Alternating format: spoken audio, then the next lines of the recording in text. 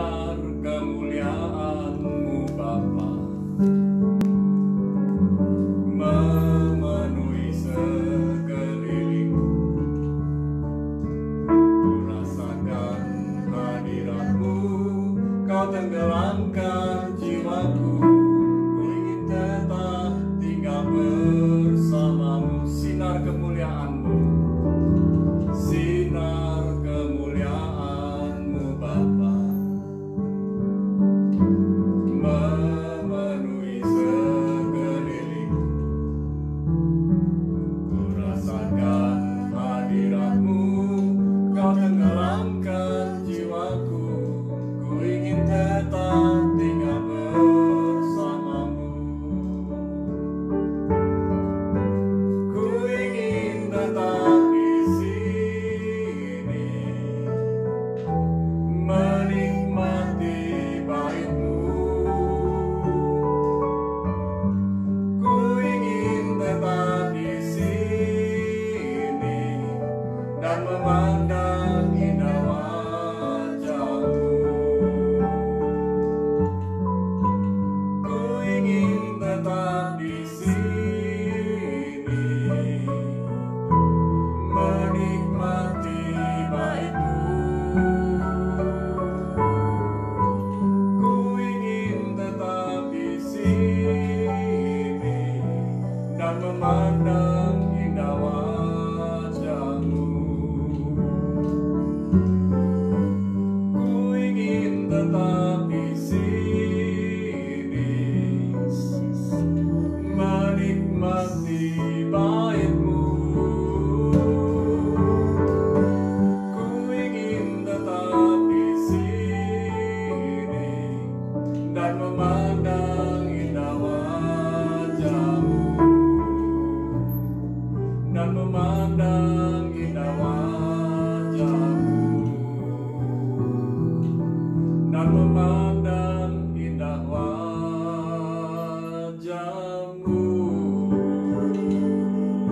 Oh,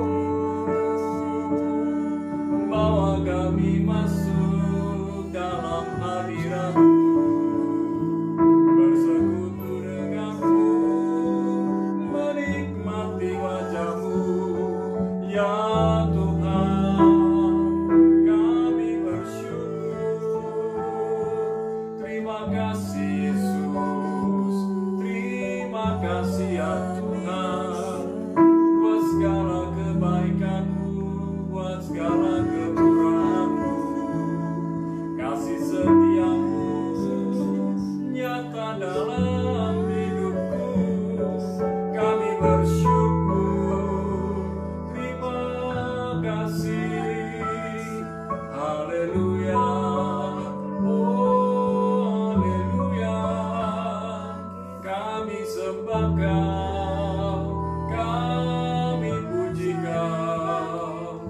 Terima kasih Yesus, terima kasih Tuhan. Haleluya. Oh, syukur. Kami bersyukur sepanjang hari ini kami menikmati kebaikan-Mu, kemurahan-Mu, kasih setia-Mu. Segala yang terbaik sudah Tuhan nyatakan dalam hidup kami. Dan malam ini kami persembahkan kehidupan kami, roh, jiwa, tubuh kami dalam tangan-Mu. Seluruh yang menjadi kepercayaan Tuhan buat kami persembahkan kepada-Mu. Biarlah apa yang Tuhan sudah percayakan kepada kami dapat kami maksimalkan lewat kehidupan kami. Terima kasih Bapa, berfirman, kami siap mendengar dan kami siap melakukan dalam nama Yesus. Amin. Nah, Shalom. Malam ini kita mau belajar tentang komitmen lagi. Kita sudah belajar tentang pentingnya komitmen, bagaimana memaksimalkan komitmen, dan kita juga mau meningkatkan komitmen dalam kehidupan kita. Nah, kita lihat dari 1 Korintus 9 ayat 26 sampai 27. 1 Korintus 9 ayat 26 dan 27. Sebab itu, aku tidak berlari tanpa tujuan, dan aku bukan petinju yang sembarangan saja memukul, tetapi aku melatih tubuhku dan menguasainya seluruhnya, supaya sesudah memberitakan Injil kepada orang lain, jangan aku sendiri ditolak. Konteks ayat ini berbicara mengenai menguasai diri, berbicara mengenai melatih diri, tetapi juga belajar tentang bagaimana meningkatkan komitmen. Nah, Rasul Paulus berkata, sebab itu aku tidak berlari tanpa tujuan. Setiap orang perlu punya tujuan hidup. Kalau orang tidak punya tujuan hidup, dia akan berputar-putar. Dan orang yang berputar-putar bukan hanya pusing tentang dirinya sendiri, tetapi membuat orang lain pun pusing. Orang yang berputar-putar cenderung mencari perhatian. Orang yang berputar-putar cenderung untuk mengasihani diri. Orang yang berputar-putar cenderung untuk self-service, ya, self-pity, ya, dan segala sesuatu pinginnya dilayani, dimengerti, mengasihani diri. Nah, kekasih Tuhan, orang yang berkomitmen akan fokus kepada tujuan hidupnya. Ya, orang yang berkomitmen akan fokus kepada tujuan hidupnya. Orang yang berputar-putar self-centris, ya, self-centris, berpusat kepada dirinya sendiri, minta diperhatikan, minta disayang, minta dipuji, ya. Dan betul-betul, mari, kalau kita punya tujuan hidup yang jelas, kita punya komitmen, harus punya komitmen. Nah, ini yang kita mau belajar bagaimana meningkatkan komitmen itu. Miliki komitmen dan berfokus kepada tujuan hidup. Orang kalau nggak punya tujuan hidup, dia tadi, seperti tadi saya bilang, berputar-putar, self-centris, ya, self-pity, selalu yang dilihat dirinya sendiri, nggak peduli dengan orang lain, nggak mau peduli dengan hatinya orang, nggak mau peduli dengan apa yang terjadi buat lingkungannya. Nah, hal pertama yang kita mau pelajari, ada beberapa macam orang menghadapi komitmen. Sikap orang terhadap komitmen itu apa? Ya, ada beberapa macam. Yang pertama, orang yang peragu. Peragu itu suka ragu-ragu. Orang yang ragu-ragu dalam menentukan pilihan, dalam menentukan keputusan. Orang ini tidak tahu apakah mereka sudah mencapai tujuannya atau belum. Bahkan mereka ini juga nggak tahu apakah mereka punya tujuan atau tidak dalam hidupnya. Nah, mereka ini takut komitmen. Contoh, ya, bagi para pemuda-pemudi yang sedang dating, sedang berpacaran, kan ujung-ujungnya nikah. Tapi kalau ditanya kapan mau menikah, ya nanti kalau Tuhan berkehendak, kalau Tuhan sudah suruh. Tuhan dijadikan kambing hitam, ya. Kalau memang sudah niat pacaran, berarti niat menikah. Jadi kalau belum niat menikah, jangan pacaran. Ya, supaya saya ada teman, yang namanya kan boyfriend, teman laki-laki, ada girlfriend, ada teman wanita. Ya biar buat senang-senang, biar ada ya teman, supaya saya nggak sendirian. Nah, kalau sama-sama begitu, milikilah komunitas, bersahabat. Ya, saya sih mendorong berteman dulu, bersahabat, mulai di antara sahabat kita, mulai ada yang ditembak, dor, siapa itu, misalnya begitu. Ya, nah, orang yang pacaran tapi takut nikah, itulah yang namanya peragu, ya. Jadi orang yang pacaran mesti mempersiapkan diri suatu hari akan menikah. Contoh pacaran di tahun 2020, menikah 2022 atau 2023. Nah, ini sudah jelas, ya mengalir aja, Ya kalau mengalir aja usia bertambah, 5 tahun pacaran tanpa kejelasan, itu sia-sia. Nah, sikap orang terhadap komitmen yang pertama, peragu. Yang kedua, sikap orang terhadap komitmen, pengecut. Orang yang tidak punya tujuan dan tidak punya komitmen. Orang ini pemberani awalnya, berani memulai, tapi nggak tuntas, nggak pernah berhasil, melarikan diri, nggak pernah berkomitmen, ya. Berani mengawali, di tengah-tengah juga terus berjuang sampai akhir. Nah, itulah yang namanya pemberani, pegang teguh komitmen. Yang ketiga, sikap orang terhadap komitmen adalah mudah menyerah. Orang yang mulai menuju tujuan, namun mudah putus asa dan menyerah jika menghadapi tantangan. Inilah orang yang mudah menyerah. Cirinya tidak tekun, tidak ulet. Ya, jadi orang ini sudah punya tujuan, sudah memulai dari awal. Misalnya membangun sebuah pekerjaan, sudah dimulai, kemudian setelah dimulai, kemudian sudah berjalan sampai di tujuan, terus, tapi nggak ulet, nggak tekun, melihat orang lain berhasil di pekerjaan yang lain, berhasil di bidang yang lain, ingin seperti orang lain. Kuatkan dan teguhkan hatimu di bidang apa yang Tuhan percayakan kepadamu. Kalau Anda kuat, Anda teguh, Anda akan lebih daripada pemenang, bukan orang yang mudah menyerah. Yang keempat, sikap pejuang. Orang yang punya komitmen, orang yang punya tujuan hidup, dan punya sikap pejuang, orang ini akan menyelesaikan sampai akhir. Orang yang punya tujuan, orang yang berkomitmen untuk menyelesaikan tujuan, orang ini berani bayar harga. Di tengah-tengah situasi, kondisi yang kata orang Indonesia resesi, tetapi tetap pegang komitmen bersama dengan Tuhan. Aku pasti bisa melewati hari ini dan menyongsong hari esok. Perhatikan baik-baik, ketika Tuhan berkata, jangan kamu khawatir akan apa yang kamu makan, minum, pakai. Kesusahan hari ini untuk hari ini, kesusahan hari esok ada sendiri. Jangan memikirkan yang terlalu berlebihan akan hari esok.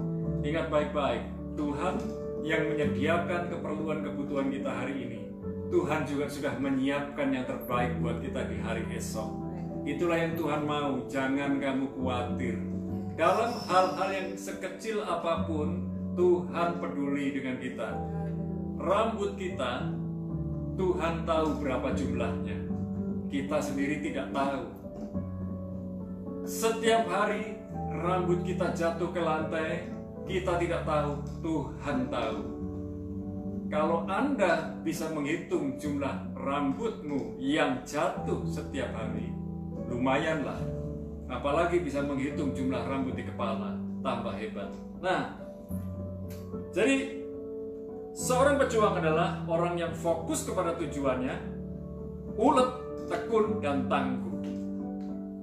Yang kedua, sekarang kita belajar bagaimana meningkatkan komitmen. Pertama, persiapan matang. Contoh tadi, seperti tadi, orang yang mau menikah, dimulai dari pacaran dulu, nggak ketemu, tiba-tiba ketemu di pasar, tawar-menawar harga tempe, kemudian, Mbak, kelihatannya kamu pinter dagang tempe, jadi istriku ya. Nggak begitu, nggak tiba-tiba begitu. Nah, perlu ada persiapan yang matang, yaitu membuat perencanaan. Ya, seperti saya begini, kuliah di tengah UTS masih bisa main musik, ya itu kemurahan Tuhan, kebaikan Tuhan. Nah, membuat perencanaan, ya kalau mahasiswa ya belajar, ada waktunya belajar, ada waktunya tes, ada waktunya pelayanan, yang bisa mengatur waktu. Kemudian persiapan matang juga melakukan perencanaan, membuat perencanaan, melakukan perencanaan, dan siap berubah mengikuti rencana Tuhan. Di tengah jalan Tuhan bilang berubah. Tapi kalau Tuhan bilang, Tuhan ngomong, itu memberi pada kita damai sejahtera. Ya, bukan emosi. Ya, Tuhan ngomong, enggak. Ya, dikit-dikit Tuhan ngomong, tapi belum tentu loh kita kita dengar Tuhan ngomong, seringkali emosi kita yang labil yang memengaruhi kita merasa Tuhan ngomong. Bagaimana meningkatkan komitmen? Yang pertama, persiapan yang matang. Yang kedua, mengenali diri kita dengan benar, sadari kekuatan dan kelemahan kita, dan bangun kekuatan yang kita miliki, yang dipercayakan pada Tuhan, dari Tuhan kepada kita. Kemudian bereskan kelemahan kita, ya, bereskan setiap kelemahan kita. Yang perlu kita lakukan adalah membereskan kelemahan kita, bukan membereskan kelemahannya orang. Tadi saya menulis, saya lebih senang membincangkan kelebihannya orang daripada membincangkan kekurangannya orang.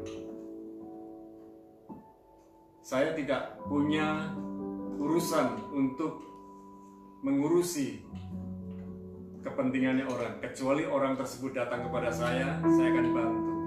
Tetapi saya tidak akan turut campur intervensi urusannya orang. Nah, kekasih Tuhan, mari bangun setiap kekuatan yang Tuhan sudah berikan, maksimalkan itu, sehingga kita bisa meningkatkan komitmen dan bereskan setiap kelemahan kita. Emosi yang labil, ketakutan, kecemasan, kekhawatiran, kekecewaan, kepahitan, dan sebagainya, bereskan supaya kita bisa menjadi dewasa. Dan yang tiga, yang terakhir, dari bagaimana meningkatkan komitmen, dream it, do it, dream it, then do it. Mimpikan dan lakukan. Jangan sekedar bermimpi, tetapi lakukan. Impikan dan bayangkan. Hari ini mungkin usahamu masih kecil, pekerjaanmu masih kecil, tapi impikan dan bayangkan suatu hari besar seperti apa. Setialah dalam hal yang kecil, kemudian Anda akan bisa dipercaya pada hal-hal yang lebih besar. Impikan dan bayangkan, kemudian mulai lakukan.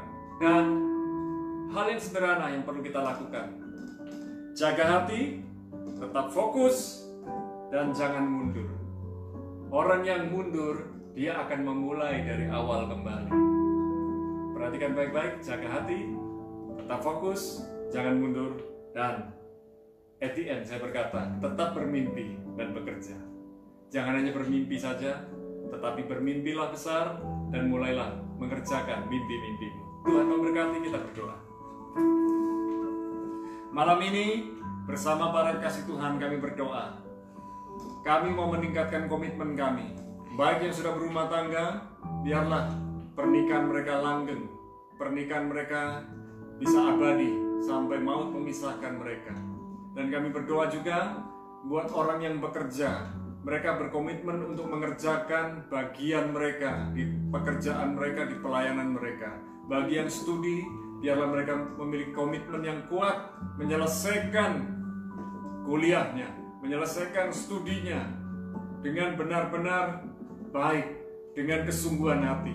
Dan kami berdoa buat para kekasih Tuhan semuanya, biarlah setiap karunia, kesempatan, kepercayaan, kekuatan, dan segala yang terbaik yang Tuhan percayakan kepada kami mau maksimalkan, kami mau tingkatkan, dan kami mau dengar-dengaran dengan Tuhan sungguh-sungguh, sehingga kami dapat menyikapi perubahan-perubahan zaman, perubahan-perubahan yang terjadi hari-hari ini. Di tengah-tengah masa pandemi Corona yang kami lihat sebagai akademi Corona, kami bisa melihat peluang di tengah-tengah masalah. Dan kami percaya Tuhan, setiap masalah yang terjadi adalah berkat buat kami yang dapat kami kelola untuk menjadi berkat buat orang-orang di sekeliling kami.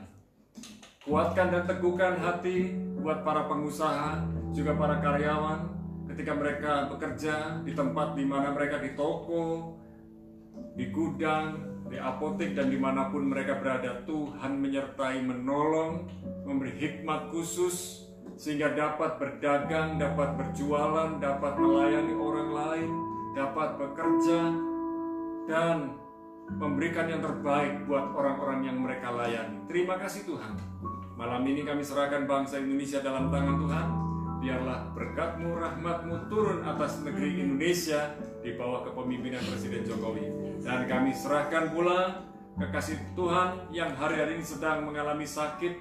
Kami bersyukur saudara-saudari kami, baik yang ada di Jakarta, yang ada di Surabaya, dan di berbagai kota termasuk yang ada di luar negeri, yang hari-hari ini keluarganya ada yang masuk ke rumah sakit.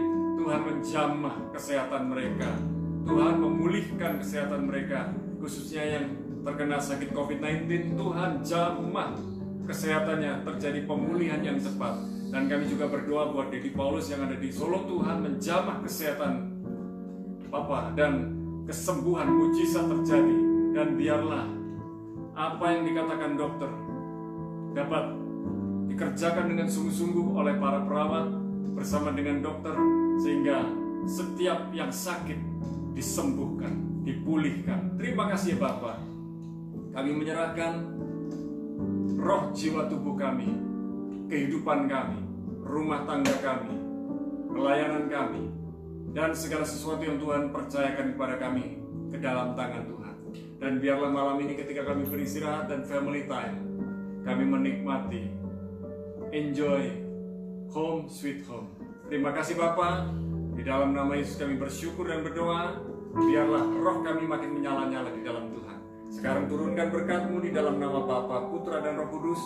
Di dalam nama Yesus kami bersyukur dan berdoa, sama-sama katakan amin. Tetap bersyukur dan bersukacita. Lihat Tuhan yang menuntun kehidupan kita senantiasa. Haleluya. Tuhan Yesus memberkati.